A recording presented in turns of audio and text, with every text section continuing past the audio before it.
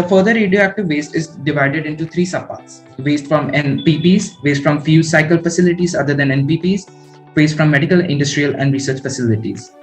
The low-level solid, liquid, and gaseous waste generated from the nuclear power plants are disposed of as per approved method after ensuring compliance with the regulatory requirements. Delegate, this is to inform you, you have run out of time. Okay, thank you. Right. Okay, your speech has been noted. Just a second, let me mark it. Now we'll move on to the next speaker in the list. Delegation of France. Please go ahead. Managing radioactive and nuclear waste is a duty of responsibility towards future generations and an area where UNEA has cutting-edge expertise. Managing radioactive and nuclear waste is a duty of response has cutting-edge expertise. In France, radioactive waste management is strictly regulated by the law of 20th June 2006. Producers of waste, including EDF, are technically and financially responsible for their destruction. It falls to the French National Waste Management Agency, ANDRA, to design and build and operate the required waste disposal facilities. The delegation of France would like to yield their remaining time to point of information. Repeat it. The delegation of France would like to yield their remaining time to point of inquiry. Delegate of Russia, please go ahead. I would like to ask the question to delegate of France. How long is the nuclear waste radioactive? Now we'll move on to the last speaker of the list, which will end this moderated caucus. Delegate of Pakistan. Please. Nuclear reprocessing is an important frontier in the path to sustainability. Pakistan has operated one indigenous reprocessing plant built by Pakistan Atomic Energy Commission near Islamabad. It was built under the leadership of Mr. Munir Ahmed Khan, father of Pakistan's nuclear program. The plant has been operational since the early 1980s. The second nuclear reprocessing plant was also started by PAEC around 1976 at Chashma and has been operational since. These plants have moved Pakistan closer towards a future where nuclear waste does not have any collateral damage. Nuclear waste pools will soon be redundant, which is a good thing, and it is the job of member nations to facilitate our progress towards this. Until then, used fuel is currently stored at each reactor in pools. Longer-term dry storage at each of our 6 sites is proposed and is on the path to being commissioned and implemented. What I recommend you to do now is take a large unmoderated caucus of about 20 to 30 minutes. In that time, you lobby amongst yourself, you decide a topic that you are final on, and in the remaining time, you prepare your speeches. Because if we keep going on like this, then our documentation will be not up to our standards.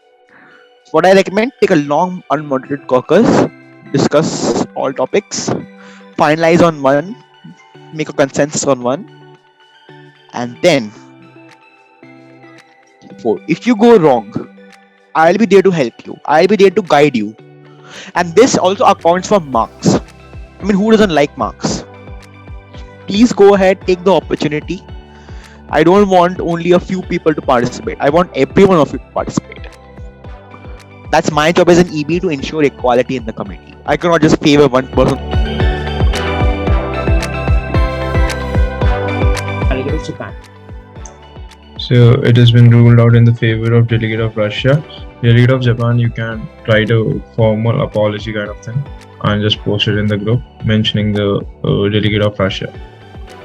Sir, I can't understand the question of Russian Federation.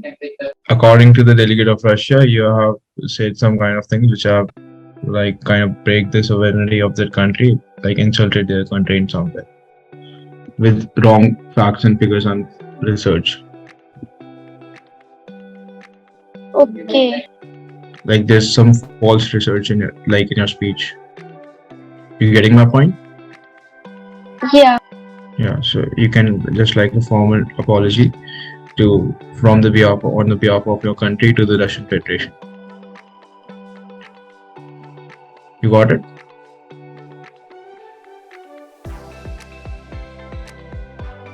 Got it, delegate of Japan? Yeah, sure. Yeah, okay. So moving on, delegate of Russia, you have the floor now. You can start. Well, we have expressed several concern over the ecological consequences of a wall that Ukrainian authorities intended to build along a 1500 kilometer section of its 2300 kilometer border with Russia. The Ukraine's incapable leaders do not think of their own people and nature, but we should think about that.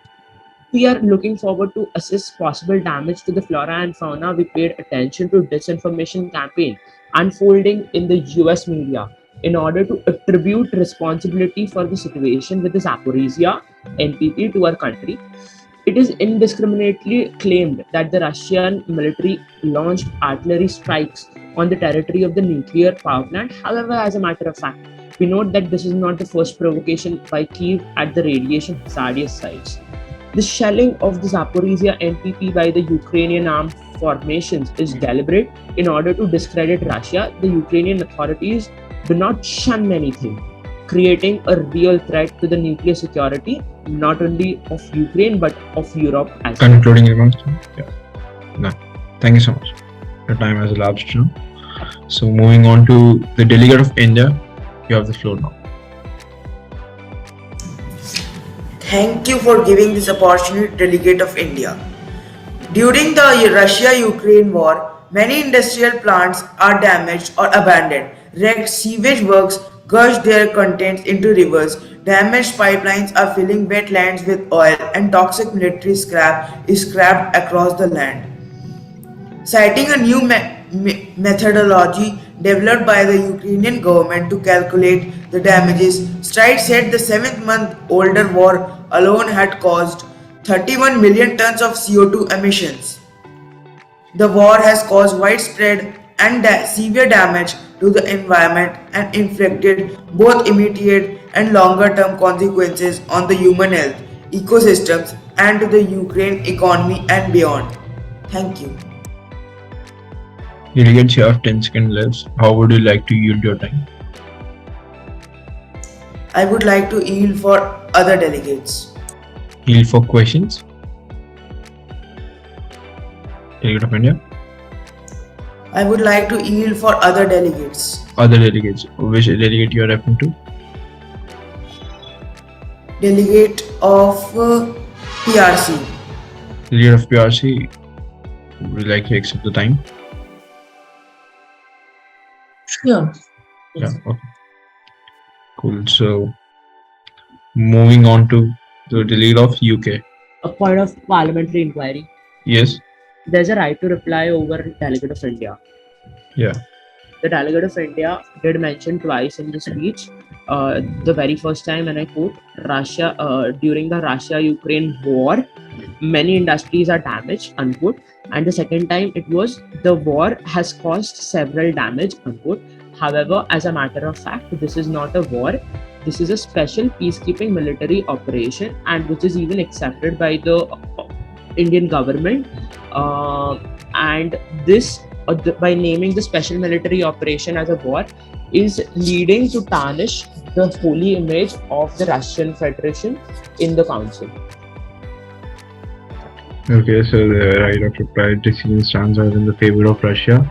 Delegate of India, you know the procedure. You just have to write a formal apology to the delegate of Russia in the chat box, issuing that, concerning that you have violated their sovereignty.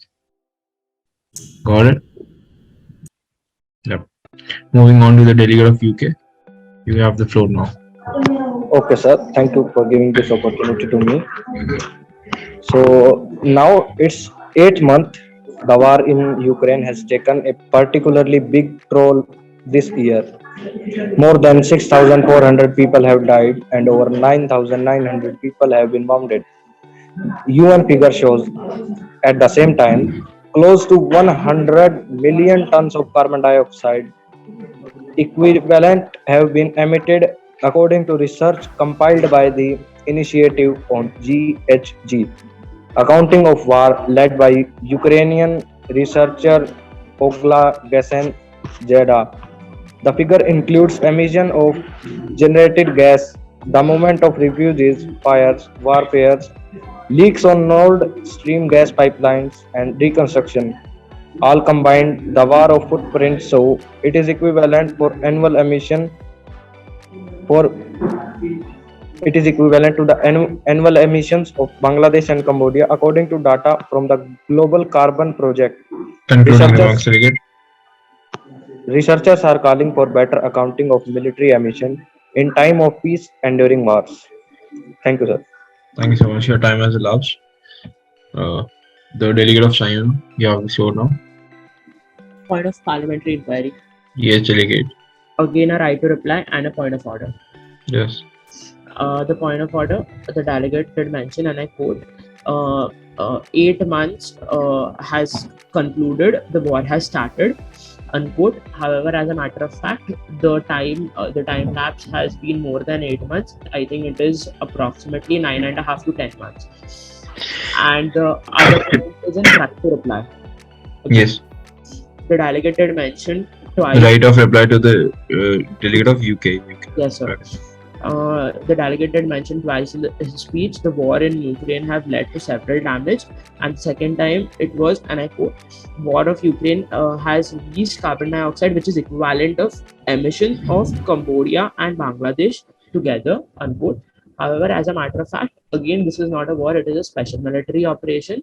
Also, considering the fact that the emission which we are talking about can lead to a nuclear war or can lead to a chemical or biological war by the side of Ukraine and the Western-led allies. The total blame of United Kingdom is coming upon the Russian Federation. They're trying to play a blame game here, which is not being accepted by Russian Federation at or under any point. Got it. So the right of reply against the Sir. Parliamentary, yes, sir. Yes. Sir, how can Russian Federation confidently says that they have not done the war? See, the point from the Russian Federation is it's a peacekeeping mission. It's not a war. If That's what. If it is a peacekeeping mission, so why the people died, sir? They are trying to defend their delegate. You can start. The climatic impact of the Russians' military operation on Ukraine is having massive impacts on the planet. This is one of the greatest crises of 21st century, and Ukraine is facing major challenges where the climatic impact has been the worst. But we'll also have to keep in mind that to preserve the sovereignty of a country, it has the right to protect its citizens by any means, but will never support war and would demand an immediate diplomatic end to this war so that climate isn't affected anymore. Thank you. Have a pleasant day ahead, and I will yield my time to the questions.